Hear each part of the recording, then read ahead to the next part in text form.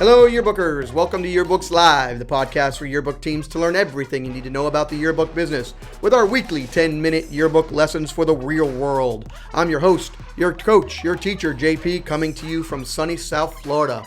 Welcome to episode number 8. Today we want to talk to you about yearbook specifications. How many pages should be in your yearbook? How many books should you order? What type of cover should you do? Does all of this fit into your budget? So sit back, relax, and let's get into it.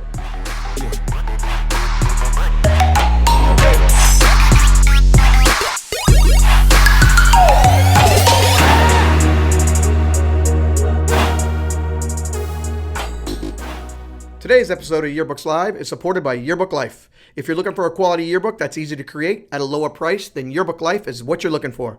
There's no need to still be paying the high cost of yearbooks. Service and support are as important to Yearbook Life as they are to you. Get all the same features, benefits, and quality for much less without sacrificing the service and support you deserve. Check out Yearbook Life at yearbooklife.com. Also, one other thing, I don't want you to forget our t-shirts. We have many different styles on the website. If you go to yearbookslive.com/shop. Again, check out our t-shirts at yearbookslive/shop. So today we want to talk to you about yearbook specifications. What yearbook specifications are is a lot of different things included in that. So how many yearbooks do you order? How many pages are in your yearbook? What goes on what page? What's your cover design? What's your treatment options? What meaning you're going to do foiling or embossing or die cuts on your cover? Are you going to do in sheets, and what type of in sheets?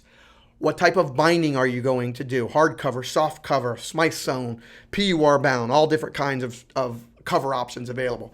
Any special inserts like year in review pages or autograph pages, add-ons, personalization. So all of this is included in yearbook specifications. So let's get into yearbook specifications one by one. All right, so let's talk about your yearbook cover. What kind of design are you going to create? Well, there's all kinds of different yearbook designs out there today. You can do foiling and embossing and die cuts. And you can do just so many things on the new Scodix machine that's out there today. So you need to determine what is in your budget, because everything you add to your cover will cost you more money. So first things first, most companies offer a simple 4-color or full-color yearbook design. Normally doesn't include foiling. Normally it doesn't include embossing or die cuts or all this fancy stuff that goes around there or that's out there today. So make sure when you're determining your cover design, know what's included in your contract price. Something else you want to consider are your in sheets. If you're doing a hardcover book, a lot of high schools, middle schools will do in sheets. So they're the fly leaf. When you open up the book, the first pages, they're a little thicker. They're a little bit different than your normal yearbook pages. So some companies will offer you just white. That's all you get to choose from, just white pages. Some companies will offer you the ability to make those pages a solid color, a black, a red, a blue. Some will let you do anything, a custom in sheet. Again, every time you add to that in sheet, it gets to be more money. So you have custom in sheets or stock. Make sure you know what's included in your yearbook specification price. Really important.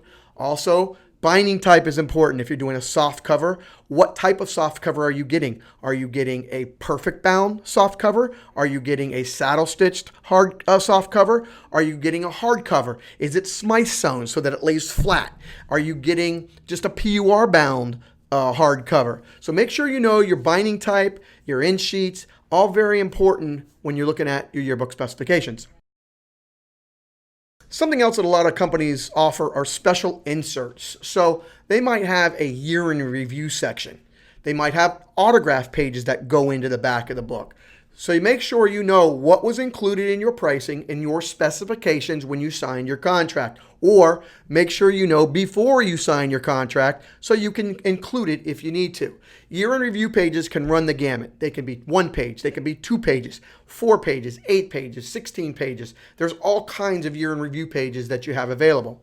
Autograph pages the same way. Some company offers an insert, goes in the back of the book. It has a different texture to the paper, so it's easy to write on and it doesn't smear. Those are all extra. Make sure if you want those autograph pages, you talk to your rep so that you include them in your yearbook specifications. Something else that people have a difficult time with is knowing how many books to order, how many pages to include. We could talk about this again for a full day, but really simple. Determine what you've done in the past. So go back and look at past yearbooks. Don't just look at last year's yearbook. Look at a few. See how many books were ordered. See how many pages were done. Very important, check to see if you have any extra books laying around that you don't need from previous years. So maybe you ordered 200 books, but you might have only needed 150 because you got 50 sitting in a box back somewhere in a warehouse. So make sure you go back and you look at how many books you've ordered in the past. Go back and look at past yearbooks. See how many pages you've done. See what was included in those pages. Maybe there's some things you don't do anymore. There's some clubs that no longer exist. Maybe you have more students. Maybe you have less students this year. So all of that is really how you determine how many books and pages are in the yearbook. One thing I highly recommend is don't sign a contract that locks you into a specific number of books. Because what's going to happen is you may not be able to sell all of those books.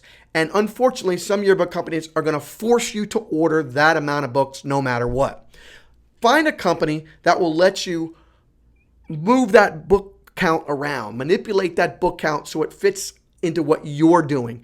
Who knows what happens in the middle of a year when you sign a contract for 300 books and the next thing you know is you just had a school built down the street. Now you only need 150 because the other school took half your population. So make sure you guys know exactly what number of books you've ordered in the past, how many pages, and then work with your rep to determine what will work for you. So every school has a budget in mind when it comes to the yearbooks. Socioeconomics plays a really important role on what you should be able to afford and in your particular school and what you might not be able to afford in a particular school. One thing I will tell you, don't tell anybody I told you this. Everything in your yearbook contract is negotiable. Virtually everything. Don't just take whatever they give you as that's it. That's all you get. You can negotiate price, you can negotiate terms, all kinds of things in your yearbook. So make sure you take advantage of that. Get all the pricing in writing and ask for all options and then start asking for some discounts. See if they're able to help you, especially if you need, extra books or for maybe some of the teachers or whatever it might be. Negotiate whatever you want. All they can say is no. So try to do that.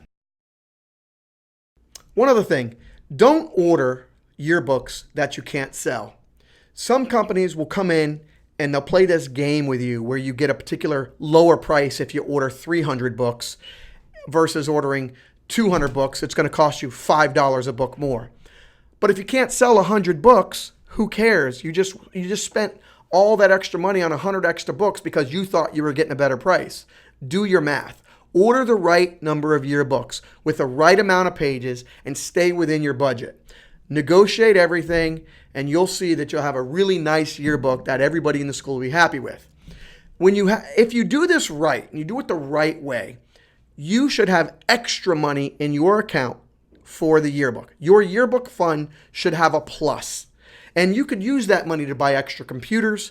You could do whatever you want with it. You could have an ice cream party to have a yearbook signing party with extra money. There should be no reason anymore in today's yearbook world for you to be losing money on the yearbook.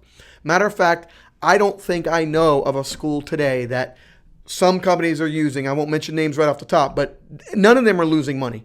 Neither should you be. Make sure you put money in your pocket so you can do with that money what you want. So that talks a little bit about specifications. Again, with these short shows, we can get into some of these and just touch on these topics briefly, but I think you get the idea.